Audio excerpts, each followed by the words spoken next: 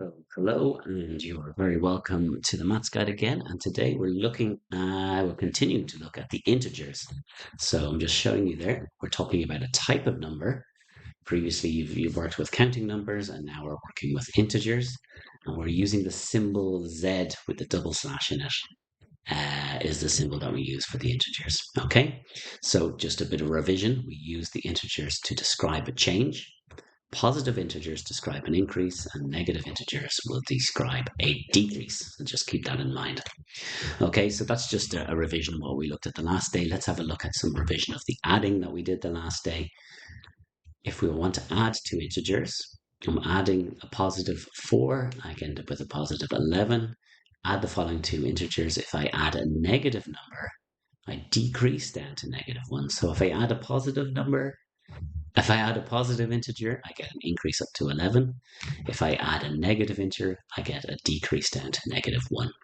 So this is just something I wanted to remind you of. When you add a positive integer, you get an increase.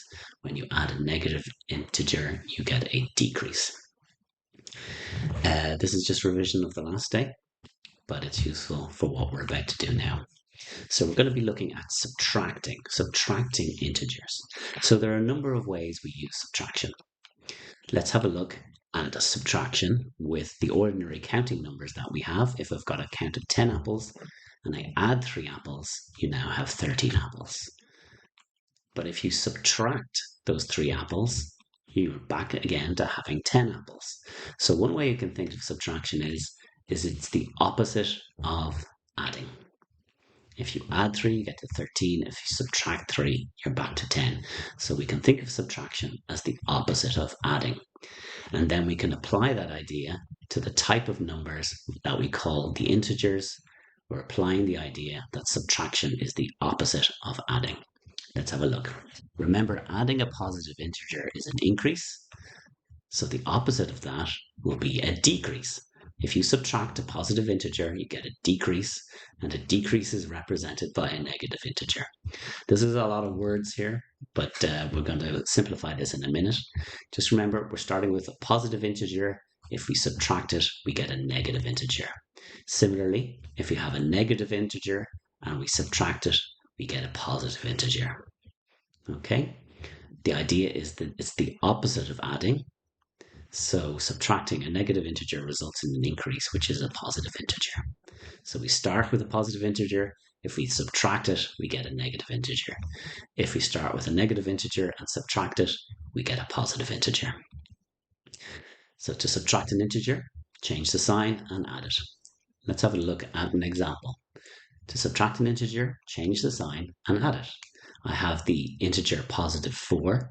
I change the sign to negative 4 and I add that to positive 18 to get positive 14, which you will recall from your exercise on previous days. If I have the number negative 6 and I want to subtract it, I change the sign to positive 6 and I add it and you get your answer. Okay, so that's subtracting as the opposite of adding. What about the difference? We also use subtracting to find out the difference between two values. So for example, if I'm asked how many degrees more is a temperature of 15 than 12, I would subtract the 12 from the 15 to find the difference. But the method for solving it is exactly the same. You change the sign and you add. Let's have a look at a question with integers rather than numbers that you're more used to. So how many degrees more is a temperature of positive 8 than negative 4? The answer is positive 8. Take away a negative 4. And we will do that exactly the same way as we did previously.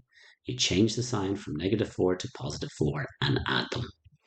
So to subtract, you do, regardless of how you think about subtracting, whether you're thinking about it as the opposite of adding or the difference between two values, the process is the same. You change the sign and you add them together. Let's have a look at some of the exercises here. I'm going to look at two cities and they're at different temperatures and we want to know how much hotter one city is than the other. Now, the reason I'm showing this to you like this is because when we're given questions in English or whatever language and you want to figure out what do I do with it, The best way is to figure out some kind of formula using numbers that you're familiar with. You're familiar with the number 13 and number 6. So you know that if you want to know how much hotter it is, the formula would be you would take the temperature in Moscow and subtract the temperature in Leningrad. Okay, and I've given you that formula there so that it's really clear that what we're doing is we're trying to think of a formula, and you think of the formula using numbers you're familiar with, like 13 and 6, and you apply the formula. You say 13 take away 6 gives me 7. Once we've done that, if we've got questions with numbers that we're less familiar with, such as the integers, such as -7, we use the same formula for the same question. You get the temperature in Moscow and you subtract the temperature in Leningrad, which gives you 10, take away -7. And to subtract a negative number, you change the sign and add them together. Okay, so that's all there is really to it. But what I wanted you to think of about is the two things. How do I subtract an integer? You change the sign and add them. And secondly, find a formula using numbers that you're familiar with first, and then apply them to the question. Okay, so exercise and revision. First step, always do your revision. So click on the link for your revision for your assignments, and then click on the link for the exercises. Or if you're looking at this on YouTube, go to themathsguide.ie to sign up and work away from there. All the best.